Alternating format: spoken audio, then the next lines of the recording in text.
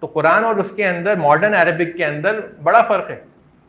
تو اس لیے ہمیں قرآن مجید کو اسی زبان کے حساب سے یعنی کلاسیکل عربک فصحا کے حساب سے ہمیں قرآن کو سمجھنا پڑے گا.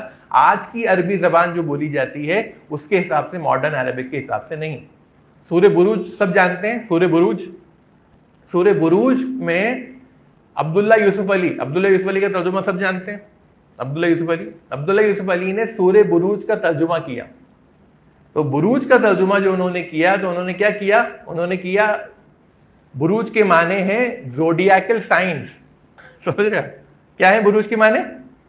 زوڈیاکل سائنس، یعنی کہ جو بھی ہم راشی پھل پڑھتے ہیں نا، راشی پھل جو اگست میں پیدا ہوئے، لیو، ورگو، سیگیٹیریس، نام سب سنا ہوگا آپ لوگوں نے نا. تو کئی لوگوں کی آج مسلمان بھی کہیں پڑھتے ہیں راشی پھل، آج میرا کیا ہے، اچھا دن ہے، برا دن ہے، کیا ہے. تو عبداللہ یوسف علی نے کیا کرا؟ بروج کا ترجمہ کر دیا زوڈیاکل سائنس. اب زوڈیاکل سائنس جائز ہو گئے، کیونکہ بروج آج کی ماڈرن عربک میں اس کا مطلب زوڈیاکل سائن ہے، لیکن بروج کلاسیکل عربک میں، فصحا عربک کے اندر کانسٹیلیشن کو کہتے ہیں، یعنی ستاروں کا پورا مجمع، اس کو جو ہے بروج کہا جاتا ہے. تو اب جب آج کے حساب سے ہم ترجمہ کریں گے اس کا آج کی عربی کے حساب سے، تو غلطی ہو گئی عبداللہ یوسف علی سے، کیونکہ ہمارے یہاں تو فارچون ٹیلنگ ہے ہی نہیں، راشی پھل ہمارے یہاں ہے ہی نہیں. تو اس کا جواز مل گیا لوگوں کو. تو یہ اس لیے لغہ سے تفسیر یہ بھی بڑی امپورٹنٹ چیز ہے. ایک اور غلطی جو عبداللہ یوسف علی سے ہوئی کہ جب بنی اسرائیل سے کہا گیا تو اللہ نے استعمال کیا کہ اب تمہارے لیے یہ چیزیں پیو، یہ کرو. تو ایک عالم جو ہے وہ گئے گیانا، افریقن کنٹری ہے گیانا، تو وہ لوگ گانجا پی رہے تھے. گانجا سمجھتے ہیں؟ تو گانجا جو ہے نشہ ہے، ایسا پی رہے تھے. تو انہوں نے، عالم نے کہا یہ تو حرام ہے.